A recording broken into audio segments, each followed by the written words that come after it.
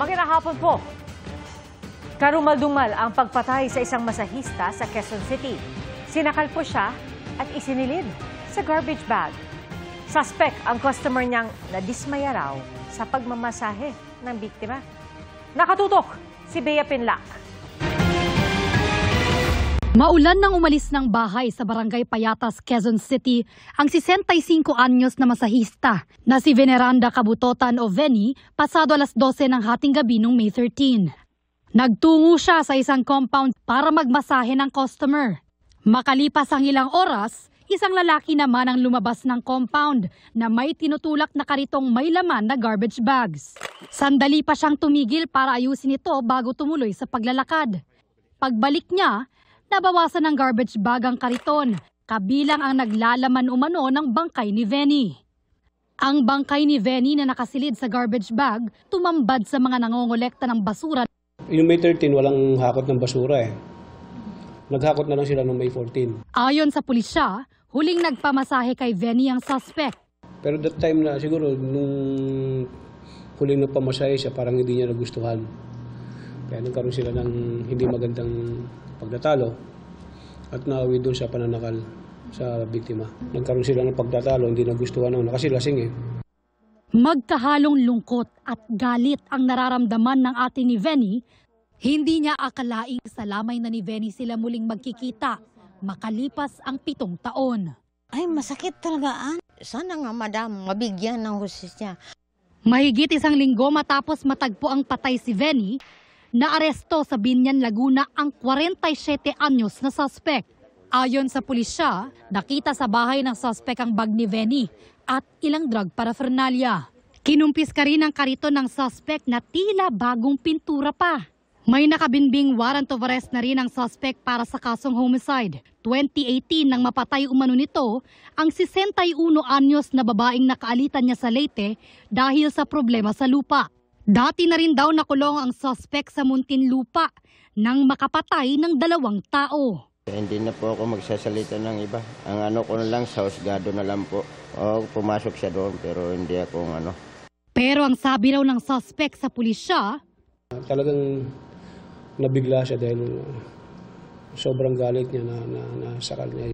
reklamong murder ang kakaharapin ng suspect na nakakulong sa Payatas Bagong Silangan Police Station. Para sa GMA Integrated News, Bea Pinlac, nakatutok 24 oras. Sugatan sa pambubogbog ang anak at ang pamangkin ni Senate President Pro Tempore Jinggoy Estrada matapos umanong mapagtripan sa Boracay. Nakatutok si Mav Gonzalez. Nagbabakasyon sa Boracay ang anak at pamangkin ni Senate President Pro Tempore Jinggoy Estrada nang mapagtripan at bugbugin umano ng mga residente kahapon ng madaling araw. Ayon sa senador, pauwi na galing sa isang bar ang anak niyang si Julian Ejercito at pamangking si Jefferely Vitug nang atakihin ng 3 sospek mula sa likod. Kwento pa ni Senador Estrada, kahit bumagsak na raw si Julian, pinagtatadyakan pa rin ng sospek. Sabi pa umano ng isang sospek sa pamangkin niya, masyado kang maangas. Ayon sa Malay Police, galing sa parehong bar ang mga sospek at mga biktima. Nasa 50 metro pa lang daw ang nalalakad ng mga biktima nang mangyari ang pag-atake. According to the witnesses, talagang from the naglalakad po yung ating mga victims, sinundan po ng ating mga suspect. Then tinakbayan sa likod, then doon po nagsimula na sinapak. Doon po yung mauling incident. According po sa victim mismo, sabi niya po na kung hindi dumating agad ang pulis, baka mas lumala pa yung pangbubugbog. Dahil yung witnesses po na nag-appear po dito, sila po yung sumigaw ng pulis. And immediately nga po, nag-responde yung pulis. Tinangka pa raw tumakas ng 3 sospek na pawang teenager. Nasa custody na nila ang 3 sospek. Ayon sa pulisya, magkaiba ang bersyon ng mga biktima at mga sospek kung ano ang pinagmulan ng pambubugbog. Based on the CCTV footages po, na nag-gather natin, nagkaroon lang sila nagkasalubong one time po. Opo, nagkasalubong. Tinginan lang asilo. Tinginan po. Doon po sila medyo nagkasalubungan sa same bar po. Same bar. Sa loob, then nung lumabas na mga victims, sunundan naman ang mga suspect. Sabi ni Senador Estrada, wala namang komprontasyon o pag-uusap sa pagitan ng mga biktima at mga sospek sa loob ng bar. Kaya tingin nila na pagtripan lang ang mga biktima. Nagpapagaling sa ospital si Julian na may tama sa ulo. Sa ilong naman ang tama ng pinsan niya. Kahapon nagpunta si Estrada sa Boracay at nagsampa ng reklamong physical injury sa mga sospek. Aniya, walang magulang o kaanak na gustong mabiktima ng walang saysay na pananakit ang mahal niya sa buhay sa isang lugar na dapat ligtas. Umaasa raw si Estrada na iimbestigahan itong mabuti ng mga otoridad para makamit ang hustisya. Sinusubukan pa ng GMA Integrated News kunin ang panig ng mga sospek. Para sa GMA Integrated News, Mav Gonzalez, nakatutok, 24 oras. Paulit-ulit na paalala ng LTFRB sa mga PUV driver at operator, bawal pong pumili at tumanggi ng pagsakay ng mga pasahero, lalo na batay sa kanilang timbang o laki ng katawan. Hinikayat po ng LTFRB ang mga pasahero na magsumbong kung nakaranas ng ganitong diskriminasyon. Nakatutok si Von Aquino. Ang estudyanteng si Stella Mariz minsang napilitang magbayad ng regular na pamasahe sa Egypt nang questionin siya ng driver dahil sa kanyang pangangatawan. Kasi may kasama akong kaklase ko, sabi niya dalawang student po. Pero sabi niya, bakit daw student ako? Dapat daw regular. Nagbayad na lang din ako ng regular para okay na kasi ayoko na pang para mag-away kami. May pagkakataon din daw na nahihirapan siyang sumakay. Kasi pag sa Egypt po, aircon po, di ba?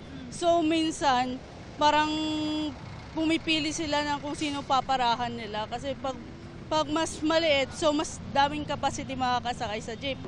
Ganito rin ang karanasan ng estudyanteng si Gab. Minsan po parang di rin po sila uminto kapag pumapara ako. Ang ilang PUV drivers na nakausap namin, hindi naman daw naniningil ng doble sa mga plus size na pasahero. Hindi naman kami nag-iisip na malulugi kami. Tulong na rin namin yun sa... Siyempre, kung masikip mahirapan naman yung mga pasahero. Ang PW po 11 pesos pa rin mo pag isang tao lang po. Kahit mataba siya o mali, 11 pesos pa rin po. Git ng LTFRB, hindi dapat gawing basehan ang size o timbang ng isang pasahero sa kanyang pamasahe sa PUV. Naman ang bigat mo, isang pasahero lang yan. Marami kasing nakakarating din sa LTFRB na yung mga matatabang pasahero sinisingil ng doble. O kaya naman, napipilitan na lang yung mataba na magbayad na lang ng dalawa kasi nahiya. Kung PWD ka, senior citizen, o estudyante, entitled ka sa discount, maski gaano ka kataba. Sabi ng LTFRB may paglabag at katapat na parusa ang mga PUV driver at operator na mapatutunayang naniningil ng doble sa mga plus size na pasahero. Dun sa operator, dahil franchise violation po yun. Ngayon, dun naman sa driver, maaari siyang matanggalan ng lisensya. Maaari ma-penalize yun operator kasi siya nag-employ ng driver na pasaway. Hinihikayat ng LTFRB ang mga pasaherong makararanas ng diskriminasyon na magsumbong. Para sa GMA Integrated News, Von Aquino, nakatutok, 24 oras. Formal na pong binuksan ang Palarong Pambansa 2025 sa Lawag, Ilocos Norte. At pinangunahan yan mismo ni Pangulong Bongbong Marcos at dinaluhan ng libo-libong atletang estudyante mula sa iba't ibang panig ng bansa.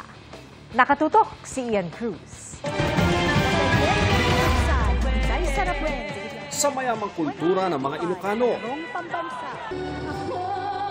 awitin hanggang sa pagsasadula ng alamat ni Lamang at ng tinaguriang Ilocano Shark na si Chofilo Ildefonso. Makulay na nagsimula ang ika-65 Palarong Pambansa na sinaksihan ng 12,000 nasa Ferdinand E. Marcos Memorial Stadium sa Lawag, Ilocos Norte. Pumarada ang mga atleta mula sa 17 rehiyon ng bansa, National Academy of Sports at Philippine Schools overseas. That I will respect. Nanguna sa oath-taking ng mga atleta ang baseball prodigy na si Jeric John Flores.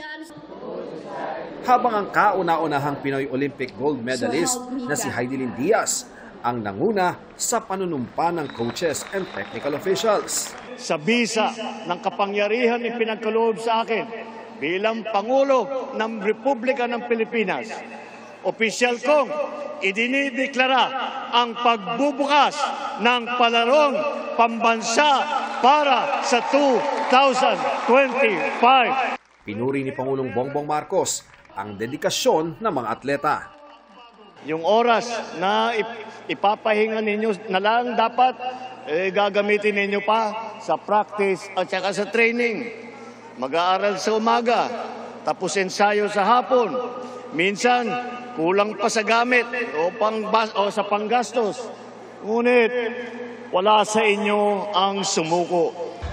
Bili ni Pangulong Bongbong Marcos sa mga atleta, pag-usayin pa nila yung kanilang ginagawa. Baka dumating daw ang panahon, sila na magiging kinatawan ng Pilipinas sa malalaking kompetisyong pangpalakasan sa iba't ibang mga bansa. Ang gobyerno ay laging nasa likod ninyo. Tutulungan namin kayong maabot ang inyong mga pangarap. Dahil ang panalo ninyo, panalo na rin namin. Isa sa mga highlight, ang pagpapailaw sa solar-powered light beam. Sinasalamin daw nito ang pagiging renewable hub ng Ilocos Norte. Pinatingkad pa ang pagtatapos ng programa ng fireworks display at drone show. Ang ilang atleta na mataan pa namin naglalakad sa tulay na ito sa Lawag City na tinatayang 3 kilometro mula sa venue. Kuya, bakit naglalakad kayo? Traffic po, wala pong van. Hanggang May 31 ang palarong pambansa sa Ilocos Norte. Para sa GMA Integrated News, Ian Cruz, nakatutok 24 oras.